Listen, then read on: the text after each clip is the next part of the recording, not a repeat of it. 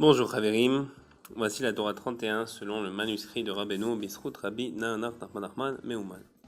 Ils lui dirent, nous avons un puits dans le désert, amène-le en ville. Il leur apporta du son, le jeta devant eux et leur dit, tressez-moi une corde à partir de ce son et je vous apporterai le puits en ville. Ils lui dirent, comment peut-on tresser une corde avec du son? Et comment peut-on transférer un puits du désert en ville? Leur répondit-il, Rachi, du son. Confectionnez-moi une corde avec du son. Si vous n'accomplissez pas ma demande, moi non plus, je n'accomplirai pas la vôtre. La charité est liée aux sphères célestes, mouvement des astres Galgalim, comme nos sages de mémoire bénis l'enseignent, car à cause, biglal, de cette chose. Il s'agit d'une roue Galgal qui tourne autour du monde. C'est la raison pour laquelle la charité comprend 6 bénédictions et 11 bénédictions, comme l'enseignent nos maîtres de mémoire bénis. Celui qui donne une pièce à un pauvre se voit béni de 6 bénédictions, et celui qui le réconforte en parole se voit béni d'11. Ce qui est à mettre en corrélation avec les 7 planètes et les 12 constellations du zodiaque. La charité régit. C'est saoulant ce truc. Pardon.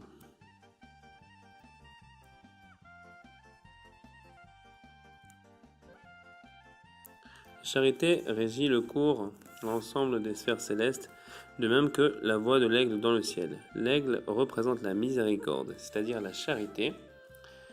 C'est de cela qu'il s'agit dans ce que dit Shmuel, les chemins du ciel sont pour moi aussi clairs que les chemins du Nehardea. Autrement dit, aussi lumineux que les chemins des lumières de la connaissance, Nehor-Dea, qui correspond à la charité et à la miséricorde, car la miséricorde dépend essentiellement de la connaissance. Donc c'est vraiment lié à Hanouka tout ça, hein. C'est tout ce qu'on est en train d'étudier maintenant. Hanouka qui approche dans quelques jours. Et nous pouvons remarquer qu'il manque dans ce conte des bénédictions. Il devrait y avoir 7 bénédictions d'une part et 12 bénédictions de l'autre, pour correspondre aux 7 planètes et aux 12 constellations. Pourtant, d'après le Talmud, seules 17 bénédictions sont accordées, 6 à celui qui donne la charité et 11 à qui réconforte un pauvre. Sache que les sphères célestes ne parviennent principalement à leur perfection et donc à la charité parfaite que le Shabbat. C'est ce que signifie le soleil durant le Shabbat est une charité pour les pauvres. Autrement dit, la charité n'atteint pas la lumière parfaite que grâce au Shabbat. C'est par le biais du Shabbat qu'elle brille comme le soleil en tant que soleil de charité. Ainsi, la raison pour laquelle la Mishnah juxtapose les lois concernant les sorties d'objets qui passent d'un domaine à un autre durant Shabbat sont au nombre de 2 qui font 4. Avec si le pauvre tend la main, c'est parce que le scintillement de la lumière de la charité et sa perfection ne s'obtiennent étant essentiellement que grâce au Shabbat.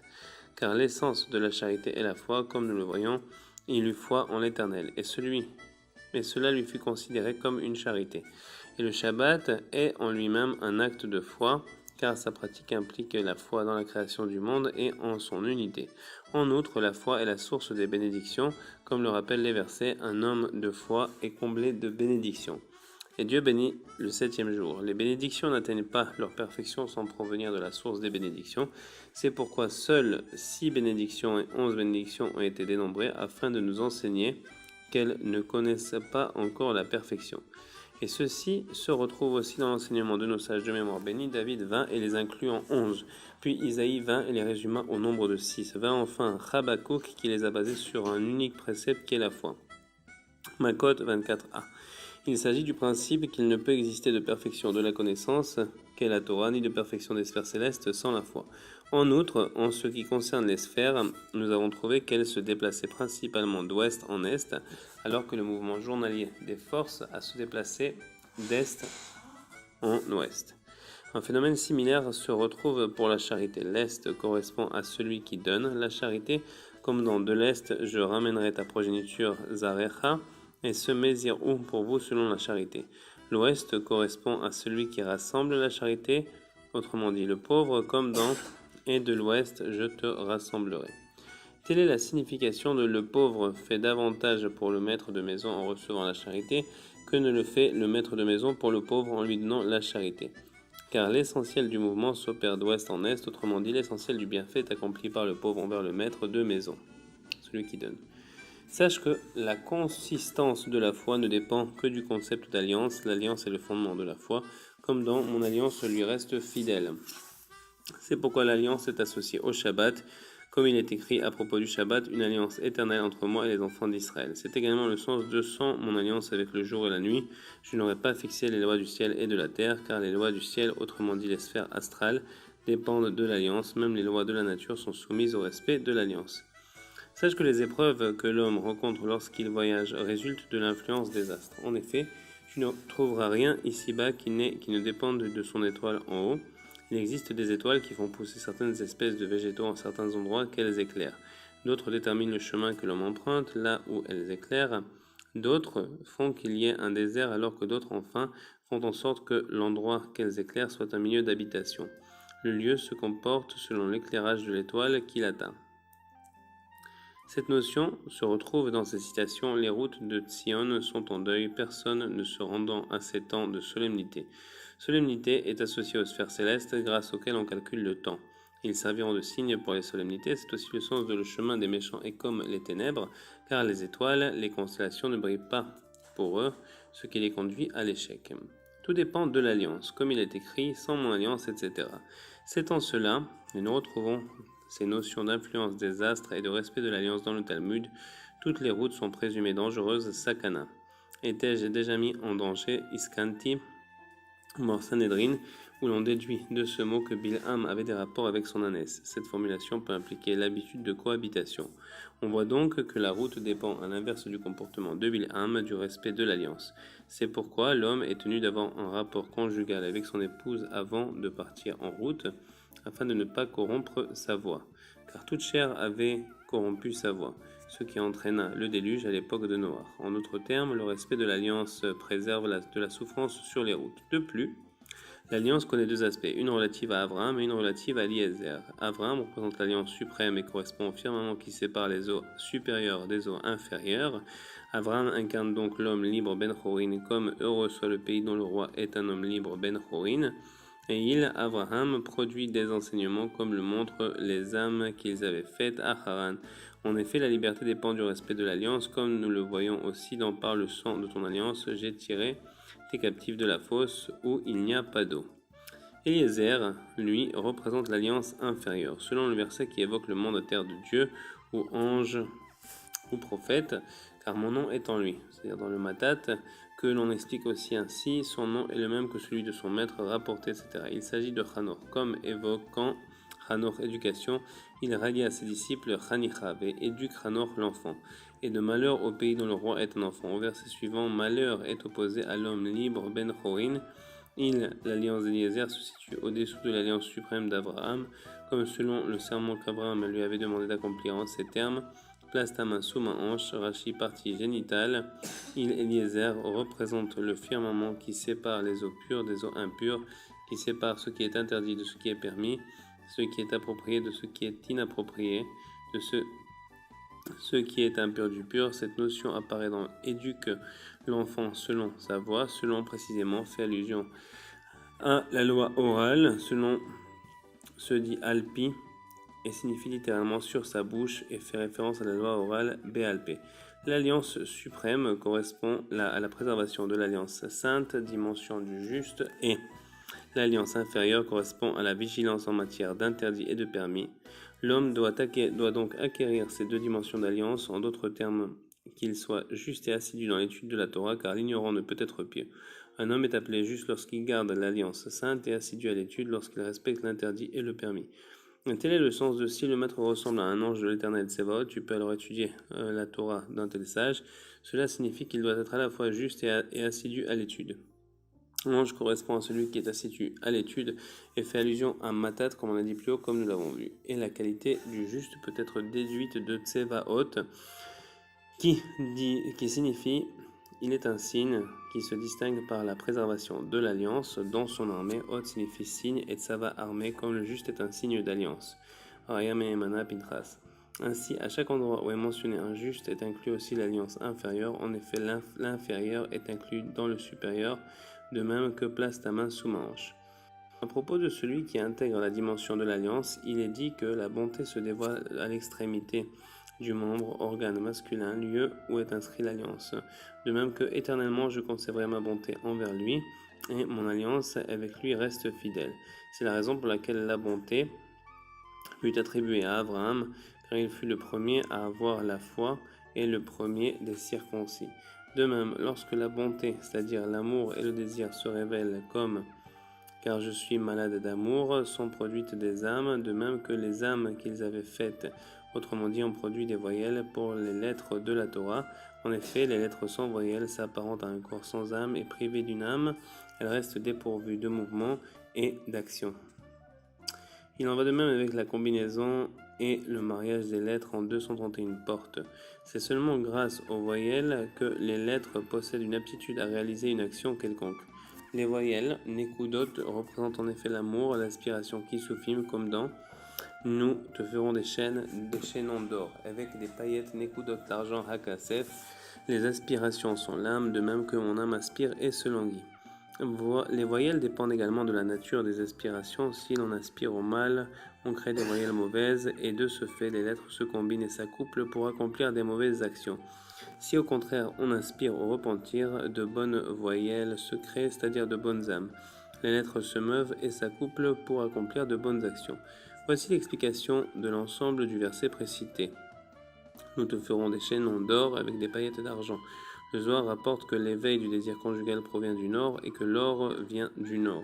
C'est donc que nous te ferons des chaînons d'or signifie que l'éveil du désir des lettres de la Torah à se combiner et à s'accoupler afin d'accomplir une action quelconque n'est envisageable qu'au travers des paillettes d'argent. Les lettres ne se meuvent que grâce aux voyelles paillettes d'argent, elles-mêmes créées grâce aux aspirations. Et c'est pourquoi, si le maître ressemble à un ange de l'éternel Tsevaot, comme nous l'avons vu, il ne fait aucun doute que la bonté et l'amour se manifestent. Le désir assimilé aux voyelles se dévoile. Dès lors, ils réclameront la Torah de sa bouche. Les lettres de la Torah elles-mêmes réclament d'être prononcées par lui, afin d'obtenir des voyelles et des âmes. Sache également que le seul désir du cœur est insuffisant et que l'homme doit exprimer ses aspirations avec ses lèvres. C'est la raison pour laquelle le rituel des prières a été institué. Le désir du cœur génère en effet une âme, ainsi que des voyelles, mais seulement en potentiel. Lorsque l'homme extériorise ce désir par la parole, l'âme se crée de façon effective. L'âme s'exprime essentiellement par la bouche, comme mon âme est sortie par ma parole. Voilà pourquoi ils réclameront la Torah de sa bouche précisément. Et voilà pourquoi le Targum traduit l'homme devint une âme vivante par un souffle parlant, car l'essentiel de l'âme se dévoile dans la parole. On voit aussi que de la même manière que quand on veut créer une âme, alors il y a le désir qui se crée à l'intérieur, ensuite on doit le faire sortir par le brit pour créer vraiment une âme qui va venir dans ce monde. Alors, de la même manière, si quelqu'un a fauté avec le brit Ras Veshalom, alors à ce moment-là, il peut réparer par la bouche, puisque le simple fait de sortir un désir positif de la Torah ou un désir de réparation, de le sortir par la bouche en lisant le Tikkun HaKlali par exemple, et en faisant vidouille de varim devant le tzaddik, alors ça répare Mida Keneged Mida, le dommage qui a pu être causé par le brit. C'est pour ça qu'on dit que la bride de la bouche et du bassar sont Elohim et Bézé dépendent l'un de l'autre. Et de là, la signification de il existe un souffle qui est accompli sur la terre. Il existe des justes qui sont traités comme s'ils agissaient à la manière des impies et des impies qui sont traités comme s'ils agissaient à la manière des justes. Cela fait référence à la notion de périple des âmes, à la transmigration des âmes, à la réincarnation. Lorsqu'un homme désire intensément quelque chose et qu'il s'exprime ensuite ce désir par le souffle de sa bouche, comme nous l'avons vu, alors se crée une âme. Cette âme, autrement dit, ce souffle parlant, se déplace dans l'air, parvient jusqu'à un autre homme et suscite en lui le désir. Ce désir s'éveille chez cet homme selon la nature du désir, de l'âme et du souffle parlant. Si ce désir émane d'un juste vers un méchant, ce méchant éveille en lui des pensées de repentir selon la suite du verset, des impies qui sont traités comme s'ils agissaient à la manière des justes. Dans le cas inverse, il se produit le contraire, tout s'accomplit en fonction du souffle de la bouche qui est l'âme. C'est pour ça qu'il faut faire vraiment attention à ce qu'on sort de sa bouche, parce que ça peut avoir des effets vraiment... on n'a même pas idée. Ça peut aller chez... les mauvaises paroles peuvent s'incarner chez quelqu'un d'autre et lui donner vraiment le faire fauter ou des choses comme ça. On le faire tomber dans la déprime ou des choses comme ça. En effet, tout le monde sait que les organes de la parole percutent l'air, qui percute l'air qui lui est proche, et ainsi de suite, jusqu'à parvenir à une autre personne qui entend les lettres. Lorsque cette personne perçoit le discours de son interlocuteur, il reçoit du même coup son âme et s'éveille, se sensibilise au sujet qui est exprimé. On peut aussi faut faire attention de ne pas dire des paroles négatives ou des paroles de faute, parce que ça peut vraiment créer des choses que Dieu nous en préserve. Et celui qui se trouve au niveau d'Abraham se trouve dans la dimension de maître de l'âme. Selon le commentaire des Mesudot Rashi Choulin, tout ce qu'il mange et tous ses repas évoquent nécessairement la dimension de pain de proposition, lechem apanim. D'accord. Cela correspond à marche devant ma face, lefanaï. Marche évoque la notion de pied qui est liée à celle de subsistance, comme la terre sous leurs pieds, que nos maîtres définissent comme une allusion aux possessions de l'homme, ce sur quoi il se tient. Suggère que c'est la subsistance qui fait qu'une personne peut se tenir fermement sur ses pieds. Devant ma face, lefanaï signifie que les pieds deviennent une dimension du visage apanim. Telle est la signification du pain chaud au jour où il était remplacé, c'est-à-dire du pain de proposition qui représente la subsistance accordée par Dieu. Le pain chaud, c'est-à-dire frais, correspond à Abraham qui incarne la dimension dans la chaleur du jour. Dès lors, toutes les nations, ainsi que toutes les étoiles et les constellations auxquelles elles sont subordonnées, se fatiguent pour un tel homme. Cette notion est évoquée par « assieds-toi à ma droite » et fait référence à Abraham, jusqu'à ce que j'ai fait de tes ennemis ton marchepied, dans le sens où ils travailleront pour assurer ta subsistance. Cela correspond également à « ils sont notre pain, car leur ombre les a abandonnés ». En effet, l'aspect soleil apparaît plus profond dans le sens d'impénétrable à cause de l'ombre. Le soleil correspond à dans la chaleur du jour et à pain chaud, mais lorsque l'ombre les quitte, le soleil s'élève et sa lumière authentique apparaît, c'est-à-dire le niveau d'Abraham. Ils deviennent alors soumis à lui, dans le sens jusqu'à ce que j'ai fait de tes ennemis ton marchepied. Tel est le sens de ce que Dieu a dit à Abraham. Marche devant moi et sois intègre, qui renvoie à tu seras intègre avec l'Éternel ton Dieu. Que l'on explique ainsi, tu n'es pas à interroger étoiles et constellations, car tu seras au-dessus d'elles.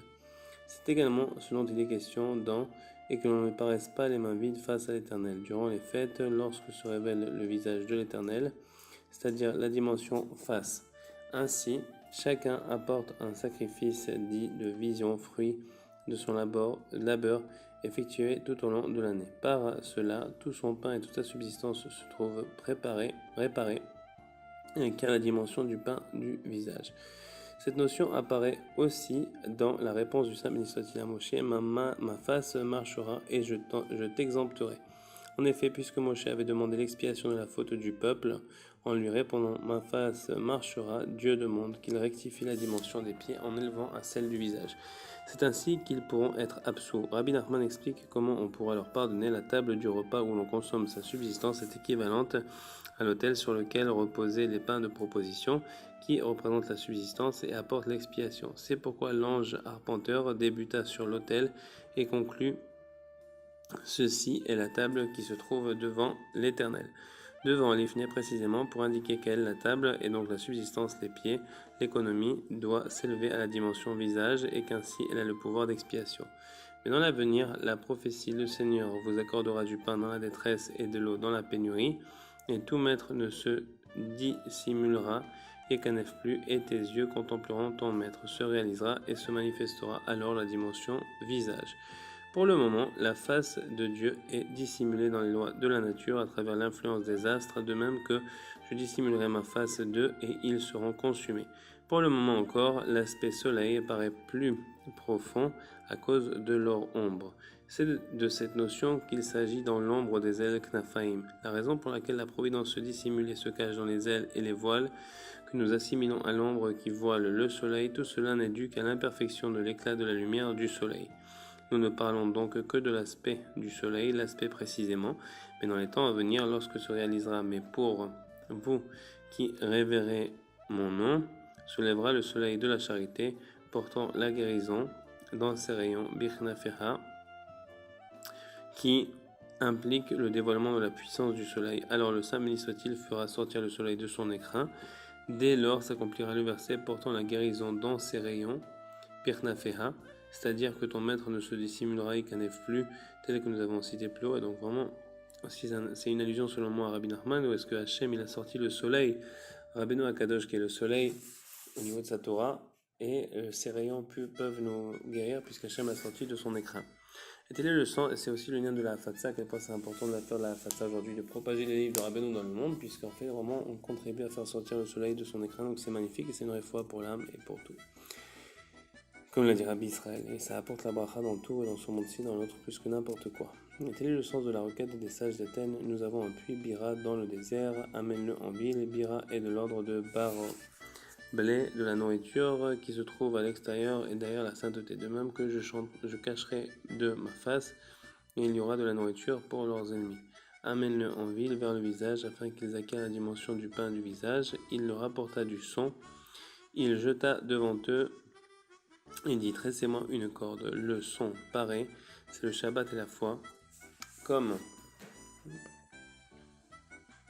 explique Rashi sur le verset, tu as glorifié l'Éternel et l'Éternel t'a glorifié, au sens de la gloire PR et de louange, dans le sens où nous glorifions le Saint béni soit-il, croyons en lui et proclamons Dieu est un, expression de la foi du peuple juif, tout comme Shabbat.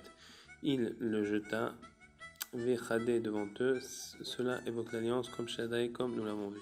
Une corde fait référence à l'amour et à la bonté qui se révèle à l'extrémité de l'organe masculin. La bonté Chesed se révèle dans le fait de garder l'alliance, comme nous l'avons expliqué, de même qu'il est écrit « Je les mènerai avec des cordes d'humanité, avec les liens de l'amour ».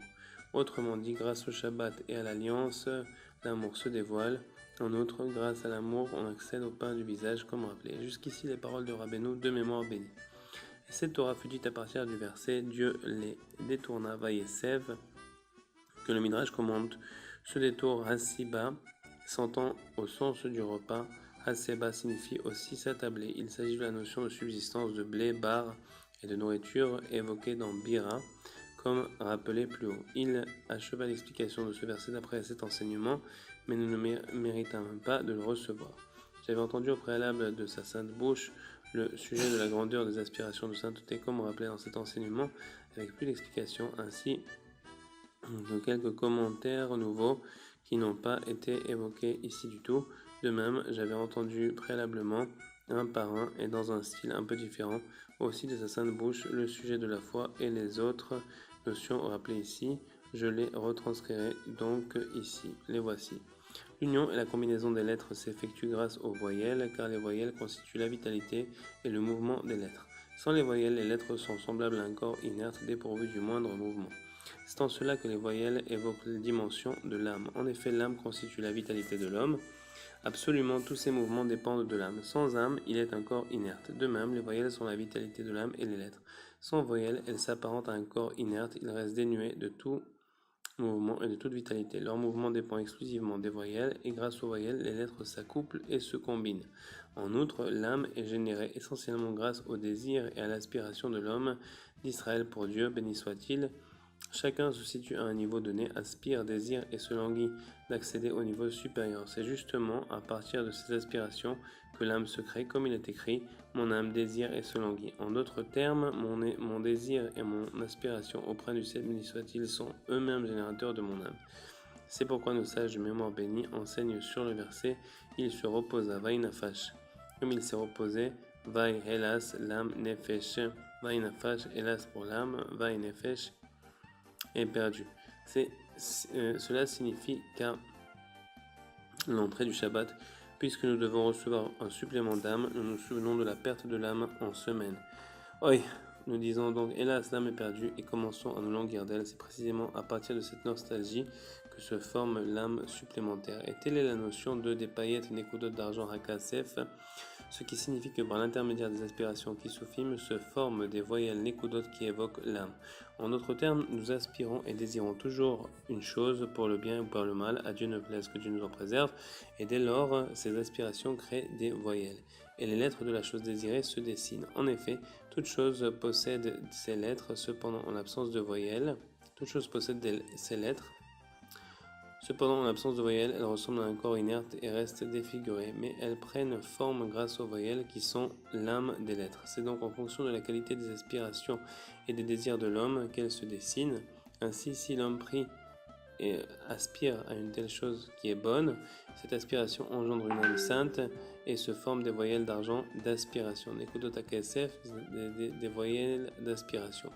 Dès lors, les lettres auparavant inertes se dessinent et deviennent un réceptacle pour recevoir le bien. Il en va de même à l'inverse, à Dieu ne plaise. Si l'homme aspire au mal, à Dieu ne plaise, ses désirs engendrent des âmes équivalentes à des voyelles, et les lettres se dessinent en devant des réceptacles pour le mal, à Dieu ne plaise. En effet, de ta bouche du Très-Haut, de la bouche du Très-Haut ne sortiront ni mal ni bien. En fait, chacun selon sa propension à dessiner et à créer un réceptacle pour le bien ou pour le mal, à Dieu ne plaise, selon la nature de ses aspirations et de ses désirs, engendre une âme qui procède à ses voyelles. Les âmes animent les lettres qui, à leur tour, se dessinent pour le bien ou pour le mal, ou le contraire, à Dieu ne plaise. Mais, résultat des aspirations et désirs submentionnés, l'âme n'existe encore que de façon potentielle. Pour que l'âme passe du potentiel à l'effectif, il faut que les aspirations et les désirs que l'on ressent soient exprimés oralement, comme il est écrit « Mon âme est sortie à sa parole ». C'est par la parole que l'âme passe du potentiel à l'effectif. Les aspirations permettent de la création de l'âme, mais seulement en potentiel. Mais la parole, exprimant oralement l'aspiration, permet la finalisation de l'âme et sa transition du potentiel à l'effectif. Tel est le sens des paroles de nos sages de mémoire bénis. Si le maître ressemble à un ange de l'Éternel Tsevaot, ils rechercheront la Torah de sa bouche. En effet, les lettres de la Torah agissent en tant que force vitale de toute chose, comme il est écrit, et dans sa montée, il renouvelle chaque jour l'œuvre de la création originelle, prière du matin. Et le bien et la Torah, elles régissent donc le monde entier. Cependant, en elles-mêmes, les lettres sont semblables à un corps inerte. Elles n'ont donc aucun mouvement, ni vitalité, ni la moindre forme. C'est pourquoi la Torah supporte deux aptitudes potentielles. Si l'homme est méritant, elle est pour lui un élixir de vie, mais s'il n'est pas méritant, elle est pour lui un poison mortel. En effet, chacun dessine et commente les lettres de la Torah selon ce à quoi il aspire, car la Torah englobe le potentiel du bien et du mal. Les justes y évolueront et les pécheurs y trébucheront. C'est que chacun a ses propres aspirations génératrices d'âme. Ainsi, chacun crée des voyelles pour les lettres de la Torah. Ces dernières se dessinent et s'interprètent pour le bien ou pour le contraire, à Dieu ne plaise. Tout dépend donc de la nature des aspirations. De fait, ces lettres agissent dans le monde selon le dessein qu'on leur fait représenter. Pour ces raisons, les lettres demandent à prendre forme chez le juste qui exprime oralement ses propres aspirations de sainteté. Les lettres reçoivent ainsi leurs voyelles et se dessinent pour le bien.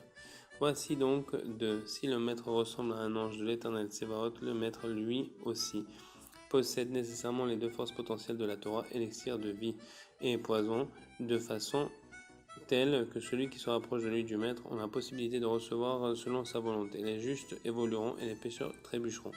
Si l'on aspire au service de Dieu, béni soit-il, on pourra recevoir du maître la voie la plus droite et directe pour servir l'Éternel.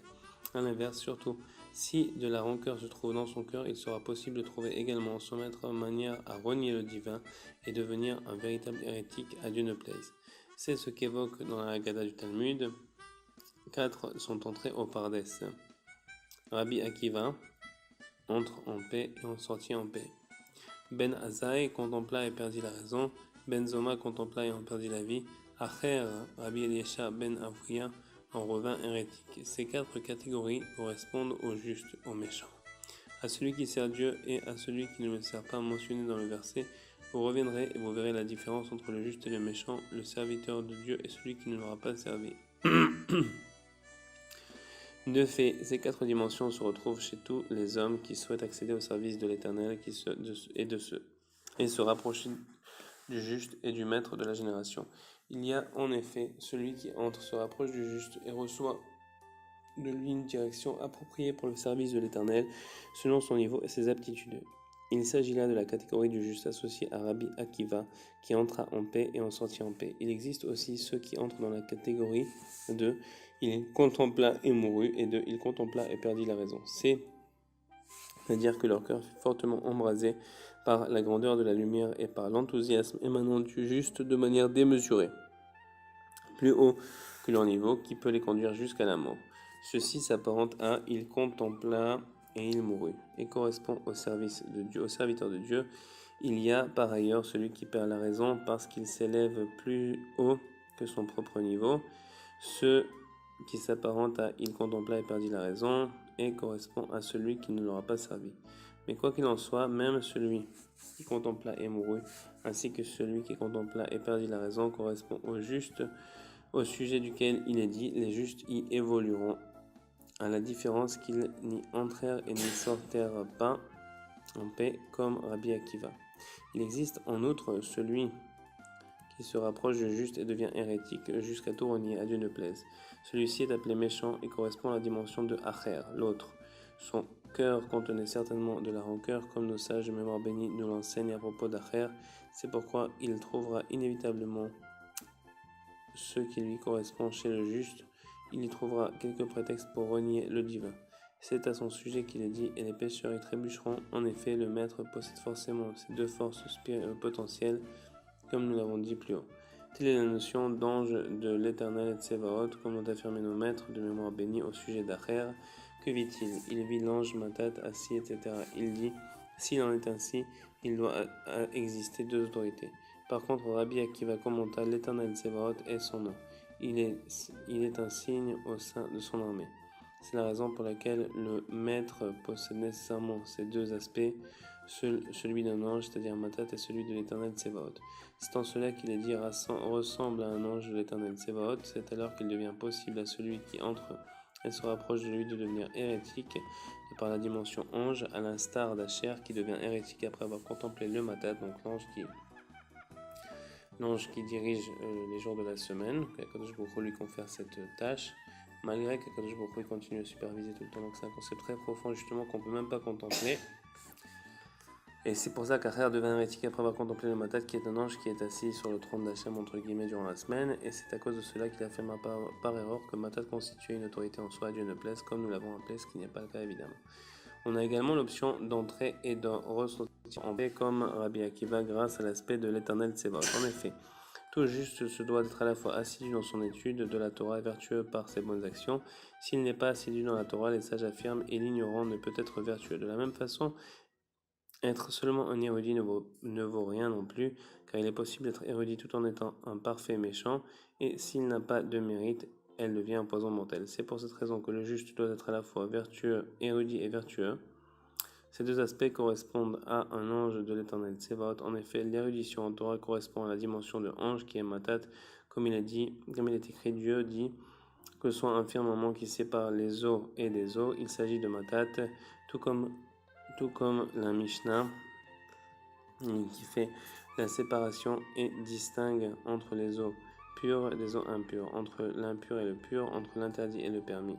Mais il doit aussi ressembler à son Créateur, être vertueux par ses bonnes actions, de l'ordre de l'Éternel Tsevaot. Toutefois, celui qui se méprend considérant que seul l'aspect érudition est essentiel, il correspond à la dimension d'Acher, qui devient hérétique. Il considéra que l'ange Matat était lui-même une autorité à Dieu ne plaise. Pourtant, en réalité, Matat en lui-même, sans le Saint béni soit-il, n'est rien, n'est investi d'aucune autorité. Il en est ainsi de la Torah dénuée de bonnes actions, elle ne vaut rien.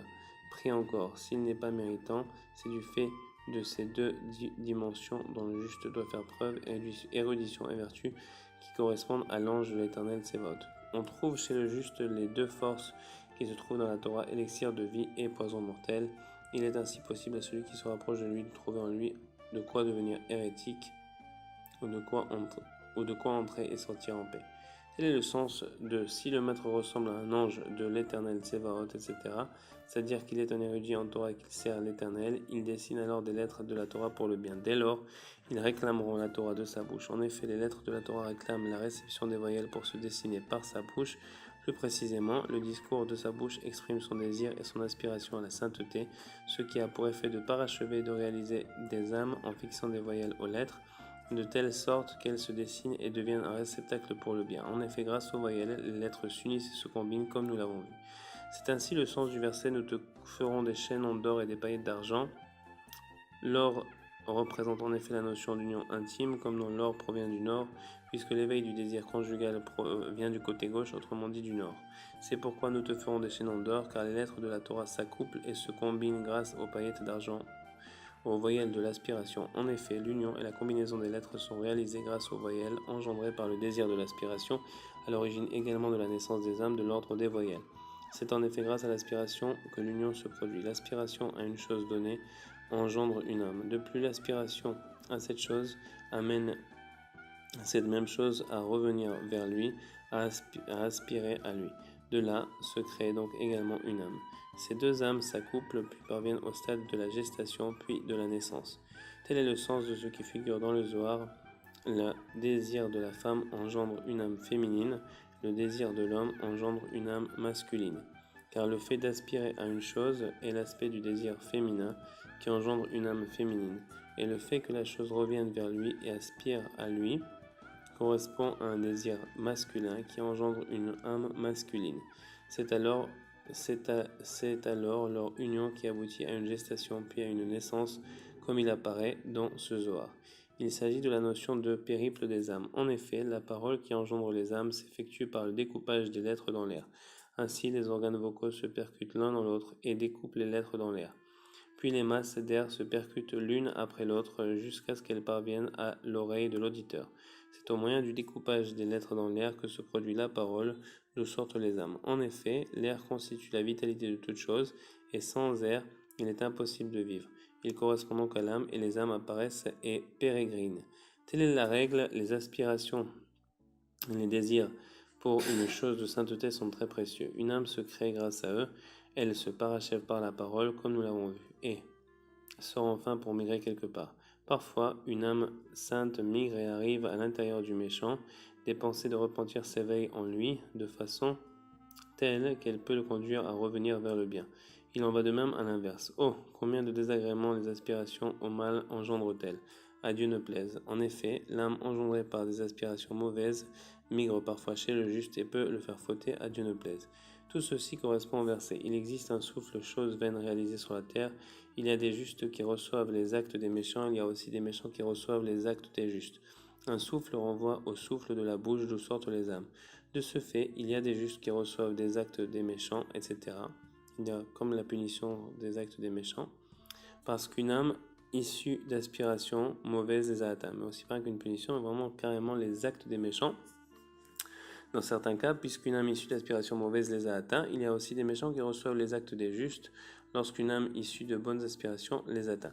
Parfois, certes, le juste répare la mauvaise âme introduite en lui, de même le méchant endommage l'âme sainte qui s'est introduite en lui. Malgré tout, au début, au moment où l'âme arrive, ce qu'évoque le verset, il existe des justes qui reçoivent, etc. Il s'agit donc d'une regrettable vanité. Forcément, des pensées coupables lui parviennent au moment où l'atteint une mauvaise issue d'aspiration mauvaise. Seulement par la suite, il se peut qu'elle le fasse fauter comme il se peut qu'elle le rectifie. De même, il y a des méchants qui reçoivent des pensées de repentir s'introduisent nécessairement au moment où lui parvient une âme sainte issue d'aspiration sainte. Cependant, par la suite, il se peut qu'il détériore cette âme sainte ou au contraire qu'elle le ramène vers le bien. C'est par là le secret de la prière de Nephilat Apahim qui constitue à élever l'âme à la façon de l'élévation des eaux féminines et à réaliser cette union.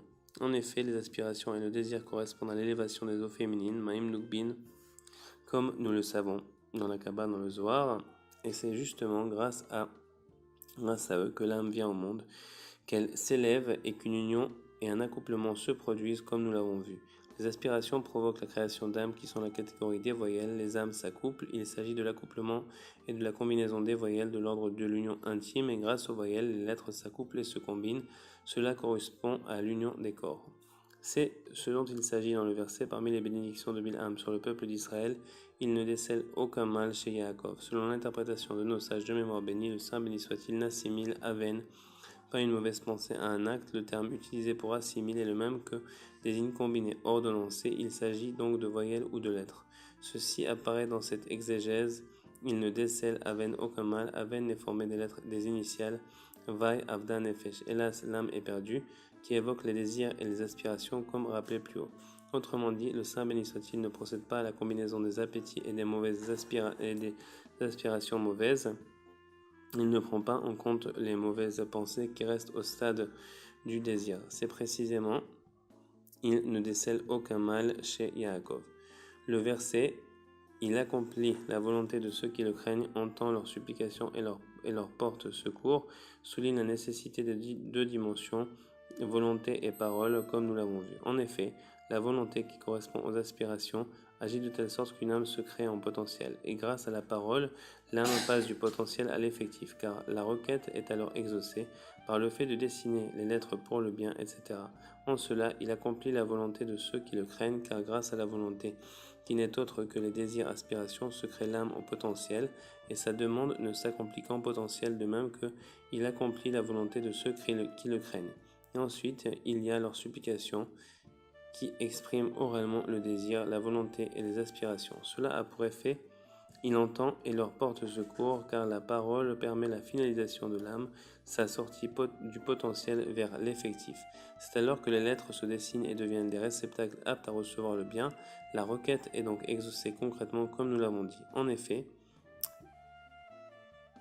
en fonction de l'âme que l'on crée potentiellement ou effectivement, se forment des voyelles ou des lettres et se dessinent des lettres qui agissent et accomplissent sa requête et sa volonté comme nous l'avons vu. Ce qui suit a trait à ce qui apparaît plus haut, à savoir qu'un érudit qui se contente d'étudier la Torah ne vaut rien, etc. Celui qui se considère par erreur à Dieu ne plaise. Celui qui considère par erreur à Dieu ne plaise que l'essentiel est d'être un érudit correspond au niveau d'Acher qui devint un hérétique, car on peut être un érudit tout en étant un parfait méchant, etc. comme cité plus haut. De même, le juste chute aussi parfois du niveau où il se trouve, car on sait qu'il est impossible de demeurer constamment au même niveau. Mais dès lors qu'il chute, il souhaite se maintenir au niveau de érudit qu'il lui reste, la chose n'est pas bonne. Ce qu'il doit faire, c'est alors de maintenir son niveau de crainte du ciel. Pour autant, je crois qu'on va... Qu'est-ce que c'est que ça? Désolé. Alors, de même, le juste aussi chute parfois du niveau où il se trouve, car on sait qu'il est impossible de demeurer constamment au même niveau. Mais dès lors qu'il chute, il souhaite se maintenir au niveau d'érudit qui lui reste, et la chose n'est pas bonne. Ce qu'il doit faire, c'est alors de maintenir son niveau de crainte du ciel, pour autant qu'il lui en reste à partir des impressions, bien de la trace qui lui reste en lui de son niveau inférieur. De son niveau antérieur, par contre. Consultez les tikkunim, car le jour où tu mangeras à mourir, tu mourras. Car en ce jour même qu'il contempla, il mourut. Rabbi Shimon dit, c'est pour cette raison, il est écrit, il existe un souffle ével réalisé sur la terre, il y a des justes qui reçoivent les actes, regarde bien sur place et comprend. La perfection de toute chose est la foi. Et sans la foi, toute chose est défectueuse. Nos maîtres de mémoire bénis l'ont affirmé à propos de la charité. Celui qui donne une pièce à un pauvre se voit béni de 6 bénédictions et celui qui le réconforte de 11. Or, il en manque une, autant pour celui qui donne que pour celui qui le réconforte. Le nombre des bénédictions aurait dû élever à 7 et à 12 bénédictions, en conformité avec les 7 planètes et les 12 constellations du zodiaque. En effet, la charité évoque les sphères célestes, comme nos maîtres de mémoire bénis l'ont enseigné, car grâce à ces choses, il te bénira. Une roue galgale tourne dans le monde. De plus, la charité ressemble à la sphère céleste mouvement des astres, en ce que cette dernière supporte deux mouvements. L'un est naturel, d'ouest en est, l'autre est contraignant, d'est en ouest. En ce que la sphère journalière revient et tourne d'est en ouest et contraint avec elle le mouvement des autres sphères. De même, pour la charité, nos maîtres de mémoire bénis ont affirmé: le pauvre fait davantage pour le maître de maison qui donne que ne fait le maître de maison pour le pauvre qui reçoit. Ceci fait référence aux deux mouvements, d'ouest en est et d'est en ouest. Autrement dit, du pauvre vers le maître de maison et du maître de maison vers le pauvre, comme expliqué plus haut dans son langage, que sa mémoire soit bénie. En effet, toute l'abondance et les bénédictions passent par les sphères célestes, puisque comme nous le savons, le Saint béni soit-il dirige le monde par leur intermédiaire. C'est pourquoi il aurait été plus approprié que les bénédictions évoquées au sujet de la charité soient au nombre de 7 et de 12 en concordance avec les sphères célestes. Mais sur ce point, nos sages de mémoire bénie nous enseignent que la charité reste défectueuse, manque de perfection, et qu'une bénédiction fait encore défaut tant chez celui qui donne que chez celui qui réconforte. En d'autres termes, il s'agit du manque de foi. Sans la foi, la charité reste imparfaite, et ce n'est qu'en vertu de la foi que la dimension de charité trouve sa perfection et illumine. C'est ce dont il s'agit dans le verset après la promesse de Dieu à Abraham, qui lui garantit une postérité innombrable. Il eut foi en Dieu et il considéra cela comme une charité. Autrement dit, la charité est pleinement considérée comme telle grâce à la foi. Sans la foi, la charité reste imparfaite. C'est ce que nos maîtres de mémoire bénis enseignent. Le soleil durant Shabbat est une charité pour les pauvres. Le Shabbat correspond à la foi, ce qui a été développé plus haut, en ce qu'il témoigne de l'unité et du renouvellement du monde, comme le rapportent les ouvrages. C'est donc grâce à la foi qui correspond au Shabbat que la charité brille. C'est bien là la signification de le soleil durant le Shabbat. Le soleil est associé à la lumière. Cela signifie donc que pendant le Shabbat qui correspond à la foi, la charité brille, comme nous l'avons expliqué. De la même façon, la Torah elle-même est aussi incomplète sans la foi. C'est pourquoi nos maîtres de mémoire bénis ont déclaré que David est venu et les a résumés à 11, les principes de foi de la Torah, Puis Isaïe les a résumés à 6. Il en ressort donc qu'il manque aussi ici un dans le compte, ce qui correspond exactement à ce qu'ils ont affirmé à propos de la charité, à savoir qu'il y a 11. En effet, la Torah sans la foi est imparfaite. C'est ce qu'ils ont ajouté. Vint enfin Habakkuk et les a résumés en un. Le juste vivra par sa foi. Car c'est grâce à la foi que la Torah trouve sa perfection. Telle est l'intention du Tana qui ouvre cette Mishnah. Ainsi, les sorties interdites d'objets durant le Shabbat sont au nombre de 2 qui font 4. De quelle manière le pauvre se tient à l'extérieur, le pauvre tend la main à l'intérieur. Dès le commencement de cet enseignement du traité Shabbat, le Tana aborde immédiatement le commandement de charité. Il fait allusion à ce que nous avons dit plus haut, à savoir que la charité trouve sa perfection et illumine durant le Shabbat, éclaire durant le Shabbat, et le soleil durant le Shabbat est une charité pour les pauvres, car c'est grâce au Shabbat, qui est l'aspect de la foi, que la charité devient parfaite et brille. C'est grâce à eux, la foi et le Shabbat, que les bénédictions auparavant défectueuses deviennent complètes. Car la foi est une source de bénédiction, comme il est dit, un homme de foi est comblé de bénédictions. De même, il est dit à propos du Shabbat, car il est la source de la bénédiction. Il s'agit aussi du verset la justice marchera devant lui. Il existe en effet des routes larges qui sont des voies de circulation pour le public. De même, il existe des sentiers étroits. Chaque voie et chaque sentier mènent à tel ou tel endroit. Et à chaque route et à chaque sentier correspond une route et un sentier dans les sphères célestes. De même, entre une route et une autre pousse de la végétation. Il y a aussi une étoile qui correspond à chacun des végétaux et qui lui permet de croître comme nous l'enseignent nos maîtres de mémoire bénis. Il n'est d'herbe qui ne possède d'étoile, il n'est d'herbe qui ne possède son propre étoile, etc. De fait, si parfois un homme subit des contretemps et des désagréments sur la route Razvé Shalom, c'est dû au fait aussi que l'étoile, ceci est dû au fait que l'étoile correspondant à cet endroit subit une gêne l'empêchant de briller parfaitement. De même, le remède préventif consiste à donner la charité avant de partir en voyage. Comme il est écrit, la justice marchera devant lui et trace la route devant ses pas. En effet, la charité permet à l'étoile de briller, car c'est par la charité que les sphères célestes luisent, comme nous l'avons vu plus haut. C'est pourquoi en donnant la charité, on pourra supprimer un éventuel obstacle pouvant advenir en chemin, provenant d'un frein céleste et astral, comme nous l'avons expliqué. C'est en cela que nos sages affirment il existe une étoile qui égare les bateaux. Autrement dit, lorsque le bateau arrive sous cette étoile, il perd sa route puisque cette étoile n'éclaire pas correctement, c'est comme un peu le triangle des Bermudes. Et le soleil correspond à l'alliance. La dégradation de l'alliance provoque un manque dans l'éclat du soleil, ne nous permettant de ne recevoir que l'apparence du soleil. Les nations sont d'ailleurs appelées ombres, comme dans Oi, pays qu'ombrage les ailes, et voile la lumière du soleil. Il y est question de l'ombre des ailes Knaphaim au sens de ton maître ne se dissimulera plus, Ikanef. C'est aussi la notion de l'aspect du soleil paraît plus profonde, impénétrable à cause de l'ombre. En effet, bien qu'Israël constitue l'essentiel, malgré tout les nations du monde le voilent, comme si le monde entier leur appartenait. Ils voilent le monde avec les lois de la nature. Bien que le Saint béni soit-il dirige en réalité le monde, les nations voilent le gouvernement divin, comme si à Dieu ne plaise le monde se comporte exclusivement selon les astres et les constellations. Cependant, dans les temps futurs, il les refoulera.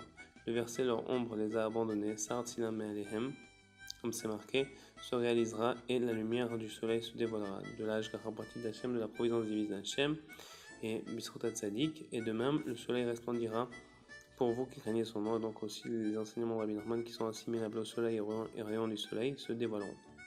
Autrement dit, la lumière du soleil se dévoilera. C'est le sens de et la guérison accompagnera ces rayons Birnafeha, qui correspond à ton maître ne se dissimulera plus, Ikanef, le verset jusqu'à ce que j'ai fait de tes ennemis ton marchepied se réalisera enfin, ce qui signifie qu'ils se situeront en bas et non pas comme ils étaient auparavant, comme l'aspect du soleil paraît plus profond. En ce qui concerne Abraham, il est dit dans la chaleur du jour, car il correspond au soleil, puisqu'il se circoncit et révéla l'alliance, la prière est associée à la dimension du pied.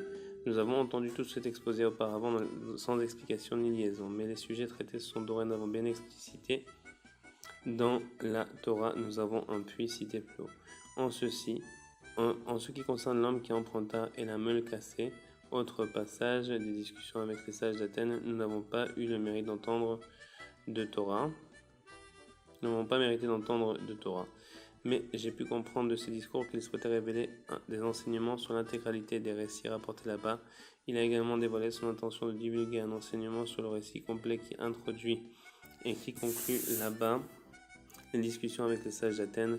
De quelle manière Rabbi Yoshua ben Hanania se comportait-il avec eux, comment il arrivait chez eux et comment il se comporta avec eux par la suite.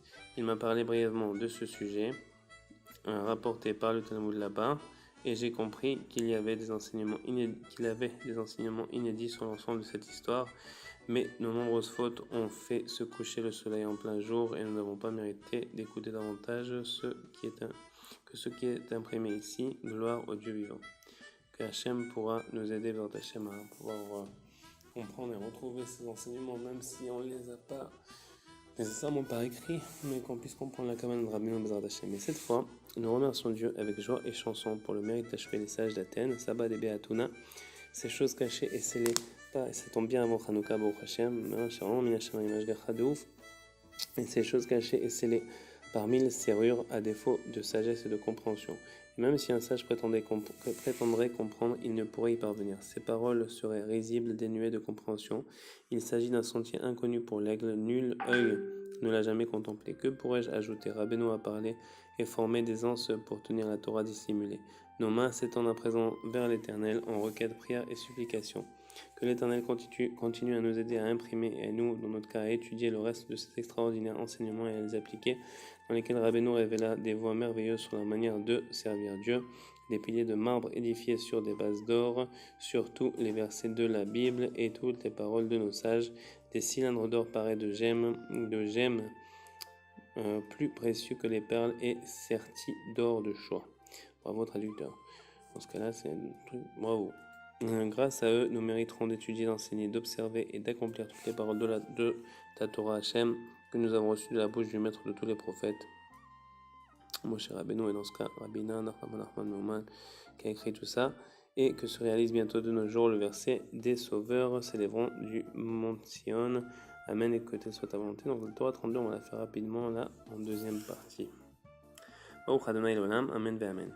Pour la réfoua shlema de Chayel et Benabat Sarah et une bonne parnassa et qu'on ait toutes les brachot de Bezrat Hashem.